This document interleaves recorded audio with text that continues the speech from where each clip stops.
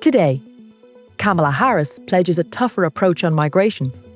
British Prime Minister Keir Starmer's European charm offensive. Norway's controversial royal wedding. And the Ukrainian war veteran fighting it out on the volleyball court at the Paralympic Games. It's Friday, August 30th. This is Reuters World News, bringing you everything you need to know from the front lines in 10 minutes, every weekday. I'm Carmel Crimmins in Dublin.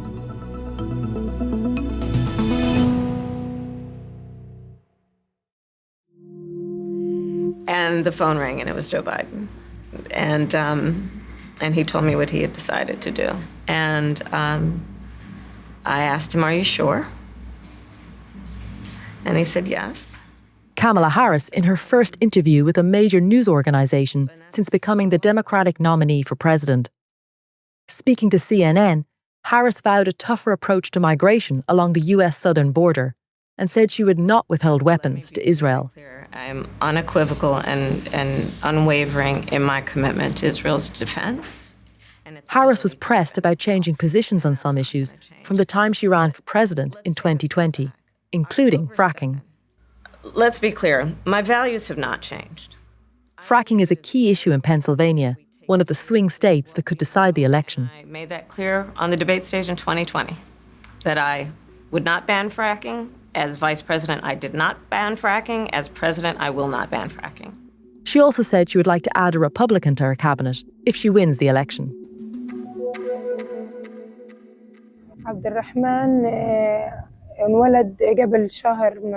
Sitting in a tent, Palestinian mother Naveen Abu al-Judan wipes away tears as she wonders if her son will ever be able to walk. Born on September 1st last year, Abdul was the first confirmed case of polio in the Gaza Strip for 25 years. The highly infectious virus can cause paralysis. Cases globally have become rarer thanks to vaccination campaigns. But baby Abdul, like other children in Gaza, has missed out on routine vaccinations. He stopped crawling. Nearly a year into the conflict in Gaza, Israel's military and Palestinian militant group Hamas have agreed to pause the fighting to allow for the first round of polio vaccinations. The WHO says it will be rolled out in 3 separate stages, targeting 640,000 children. During each stage, fighting will pause for 3 consecutive days between 6 a.m. and 3 p.m.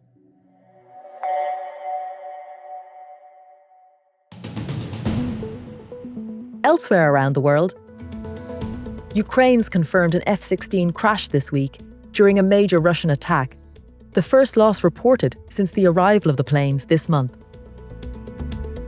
In Japan, Typhoon Shanshan continues to hit large parts of the country, causing travel delays and halting production at major factories.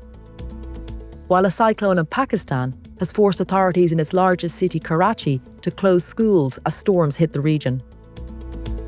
And at the US Open, former champion Carlos Alcaraz has suffered a shock defeat in the second round, losing to unseeded Dutchman Botic van den Zandschulp.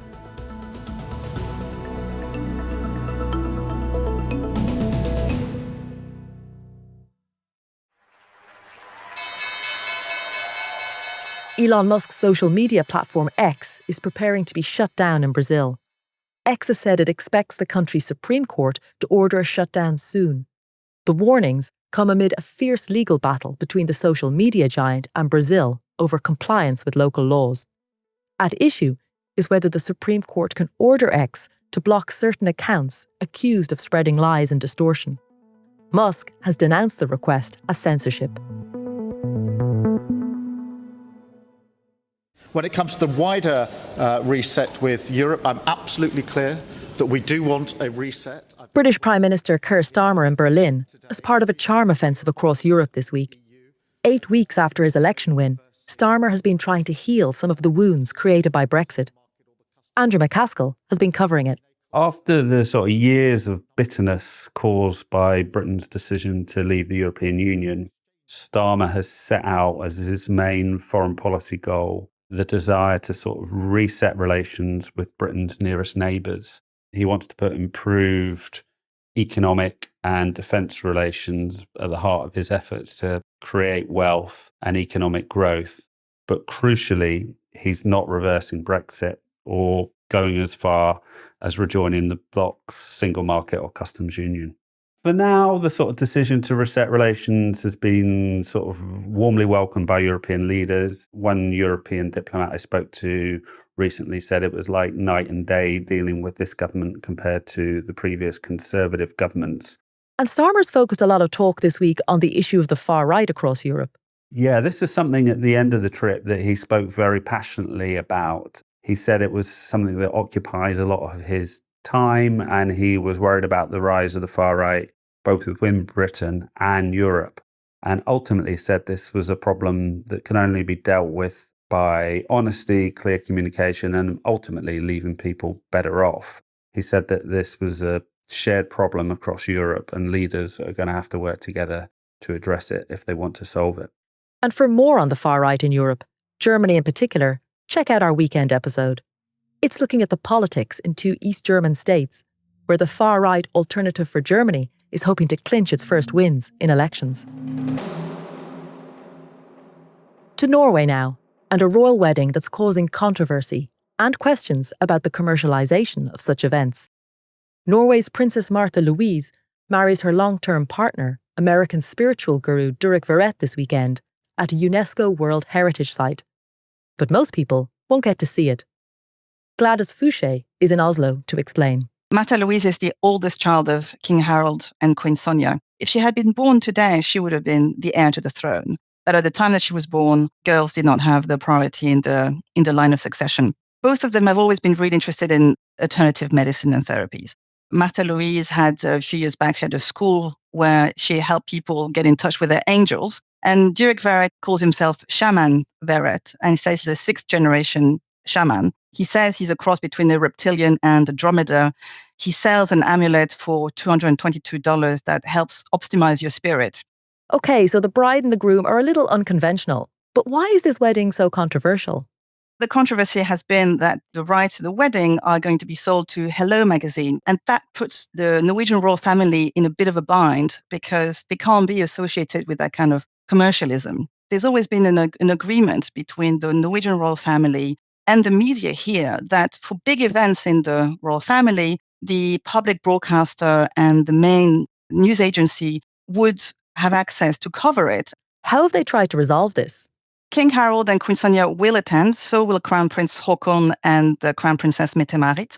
What they've said is that while they will participate, they reserve the right not to participate in the pictures that Hello magazine will take. But at some point, they're going to have to discuss the agreement that the royal family had with Martha Louise about her not using her princess title associated with commercial purposes.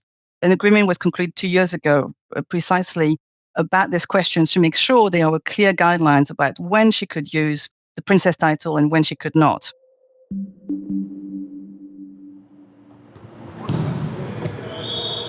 When Yevgeny Korens was wounded near the eastern Ukrainian city of Bakhmut in March of 2023, he was sure he was going to die. The thought running through his mind was that he hadn't travelled the world. The former military paramedic is now getting a chance to do that travel against enormous odds.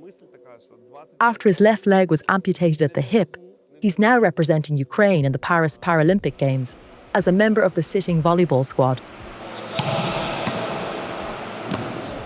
He's one of 140 Ukrainians representing the war-torn nation. The Games have taken on an added significance, as Russia's invasion has left thousands of soldiers and civilians with life-altering injuries. Korins says the Games have helped him recover, both physically and mentally. This story was filmed by Reuters journalist Ivan Lubishkervi. It was one of the last stories he filmed before a missile strike hit a hotel in which he and a Reuters team were staying in the Ukrainian city of Kramatorsk. Ivan remains in a critical condition in hospital. Reuters safety advisor Ryan Evans was killed in the attack.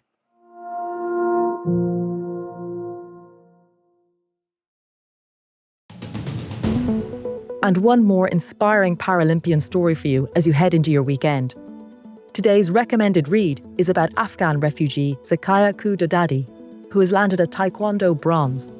She's the first athlete from the refugee team to win a medal at the Games in Paris. You can find a link to the story in today's pod description. We'll be back on Tuesday after a break for Labour Day.